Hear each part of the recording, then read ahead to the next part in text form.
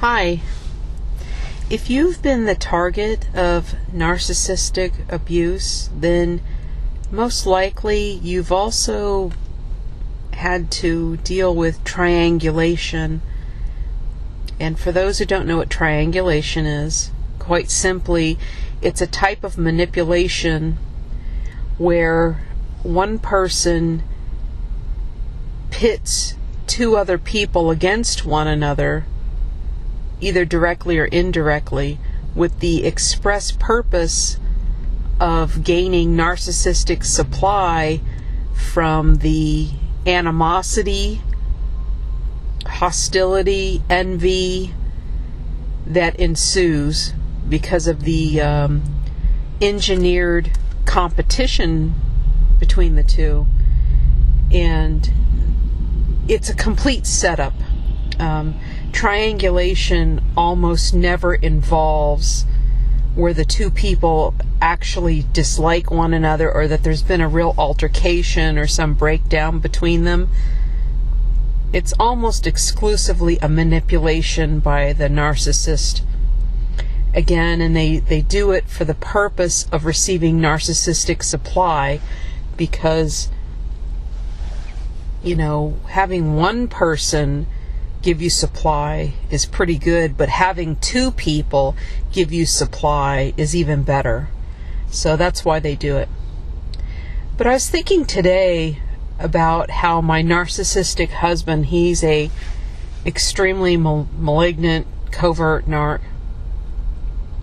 And I think I mentioned in one of my other videos that a covert narc is someone who hides their narcissism because they have some awareness of their narcissistic traits. They may not know or believe that they are a narcissist, but they know that they've got character traits that are obnoxious or repulsive to other people, and so they hide those traits. So that's what a covert narc is. So my ex-husband was a very covert narc, and one of his most prevalent types of triangulation is what I call ancient history triangulation, where he would triangulate me with a person from his past life that he has nothing to do with today.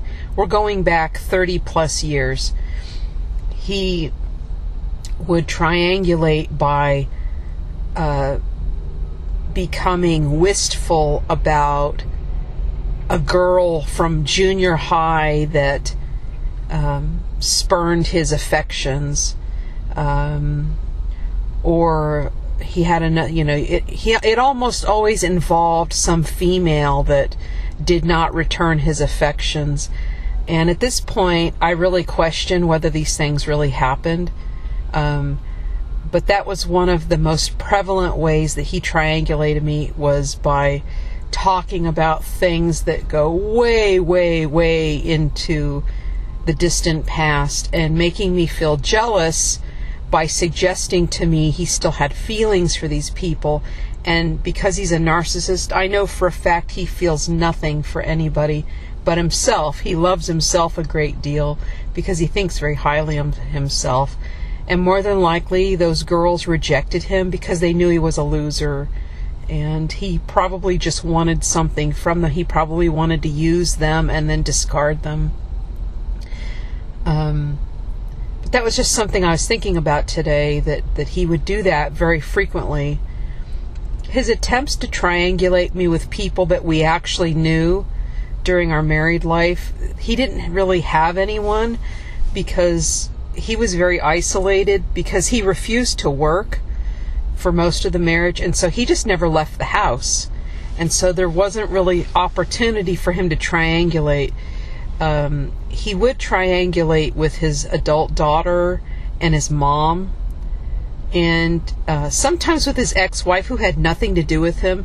And so this is, I see now, this is a real pattern, is that these are people that really he had nothing to do with. They didn't really talk to him, but he would triangulate me with these people by being wistful about them, by talking as if he missed them, or by praising them. And I have to admit that I fell for it, and I allowed myself to be upset about it.